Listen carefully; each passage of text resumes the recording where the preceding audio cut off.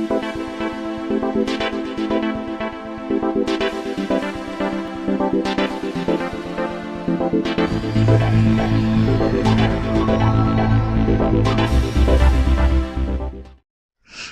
Friends, നിങ്ങൾക്ക് പൂമ്പാറ്റയെ ഇഷ്ടമാണോ? ഇതാ എൻ്റെ കയ്യിൽ നോക്കൂ, നല്ല ഭംഗിയാണല്ലേ. എന്നാ നമുക്ക് പൂമ്പാറ്റയെ പറ്റിയിട്ട് ഒരു പാട്ട് പാടിയാലോ?